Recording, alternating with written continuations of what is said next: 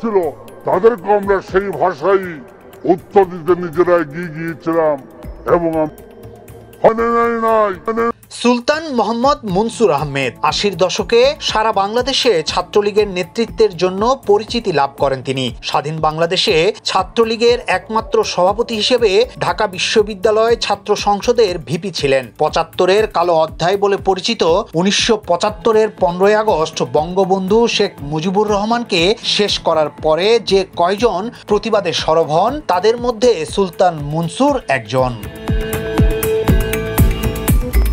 আওয়ামী লীগের রাজনীতিবিদ হিসেবে পরিচিত থাকলেও বর্তমানে বাংলাদেশের নবনির্মিত রাজনৈতিক জোট জাতীয় ঐক্যফ্রন্টের একজন প্রথম সারির সক্রিয় নেতা সুলতান মনসুর। ১৯৫১ সালের ১ জানুয়ারি তৎকালীন ব্রিটিশ ভারতের মৌলভীবাজারের কুলাউড়ায় জন্মগ্রহণ করেন তিনি।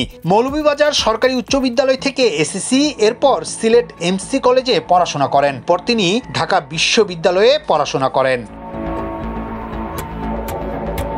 ২০১৮ সালের একাদশ জাতীয় সংসদ নির্বাচনে জাতীয় ঐক্যফ্রন্টের মনোনয়নে ধানের শীষ প্রতীক নিয়ে মৌলভীবাজার ২ আসনে প্রতিদ্বন্দ্বিতা করে ৭৯,৭৪২ ভোট পেয়ে সংসদ সদস্য নির্বাচিত হয়েছিলেন সুলতান মনসুর। তবে হাসিনা সরকারের পতনের পর গা ঢাকা দেন তিনি, যদিও শেষ রক্ষা হয়নি তার। ডাকসুর সাবেক ভিপি সুলতান মোহাম্মদ মনসুর আহমেদকে আটক করা হয়েছে। ৩০ সেপ্টেম্বর ভোরে কানাডা থেকে দেশে ফেরার পর ঢাকার হযরত শাহজালাল আন্তর্জাতিক বিমানবন্দরের ইমিগ্রেশন থেকে ডাকসুর সাবেক এই ভিপিকে হেফাজতে নিয়েছে ডিবি।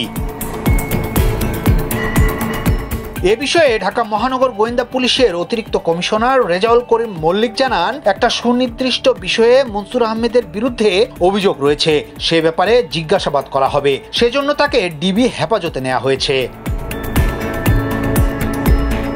১৯৮৬ সালে সুলতান মনসুর ছাত্রলীগের কেন্দ্রীয় সভাপতি নির্বাচিত হন। ১৯৮৯ সালে নির্বাচিত হন ডাকসুর ভিপি। তার নেতৃত্বে নানা প্রতিকূলতা অগ্রাহ্য করে ডাকসু ভবনে বঙ্গবন্ধু শেখ মুজিবুর রহমানের প্রতিকৃতি উন্মোচন করা হয়। ইয়াসিন আলী, সোনালী নিউজ, ঢাকা।